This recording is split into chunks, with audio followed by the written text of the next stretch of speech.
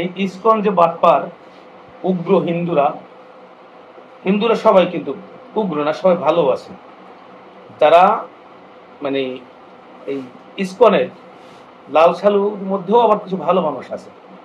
এর মধ্যে ইসকন যারা আছে ইন্ডিয়ার ট্রেনিং নিয়ে যারা বাংলাদেশে আসছে অস্থিরতা করার জন্য, তাদের একটা আপনারা জানেন সবাই যে পর্বত্য কুমার আছে না চট্টগ্রামে, মিমি সুপার মার্কেটের অপোজিট সাইডে তাদের একটা বড় মন্দির আছে, সেটা আছে না?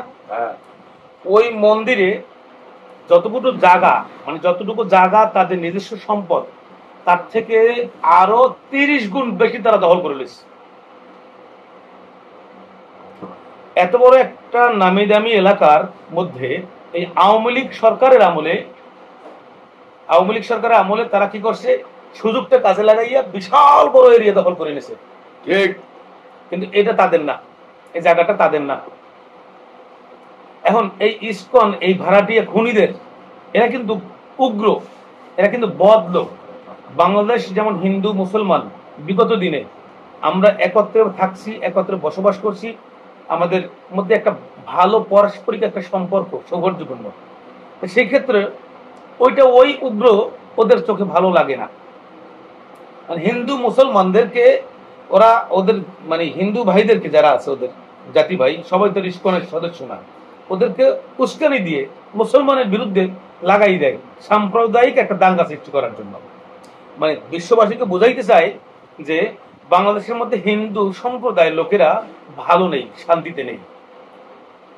এই বাটপাররা যে কোনো রাষ্ট্রে গিয়ে মানে থাকবে ছদ্মবেশে, মানে ভদ্রলোকের মতো মুখোশ পরে, কিন্তু এদের মতো খারাপ লোক আর বাংলাদেশ না, অল ভারতেও নেই। ইসকন এত বড় খারাপ, ওদের কাজই হলো মানে সাম্প্রদায়িক দাঙ্গা সৃষ্টি করা। কথা বলতে পারছেন?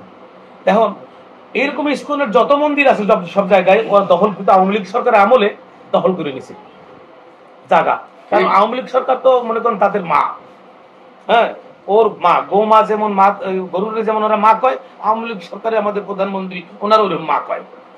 তো সেই ক্ষেত্রে হ্যাঁ দেখা যায় যে এই আওয়ামী লীগ সরকারের আমলে তাদের সাথে একটা ভালো সম্পর্ক ছিল, তারা কোনো জায়গায় দলিলও করে নাই, জায়গা দখল করে নিয়ে একটা মন্দির উঠেই ফেলছে। তা আমরা যারা সাধারণ মানুষ আছি, আমরা বলবো যারা সরকারে এখন বর্তমানে যেই তত্ত্বাবধায়ক সরকারের উপদেষ্টা আছেন, তারা এই সমস্ত বিষয়গুলি মানে খতিয়ে দেখে, তারা যদি মানে জায়গা দখল করে নিয়ে মন্দির তৈরি করে থাকে, তাহলে যতটুকু প্রাপ্য তারা ততটুকু পাবে, তার বাইরে যেন জায়গা বিস্তৃত এলাকা দখল করতে না পারে, সেই দিকটা আপনারা খেয়াল করবেন।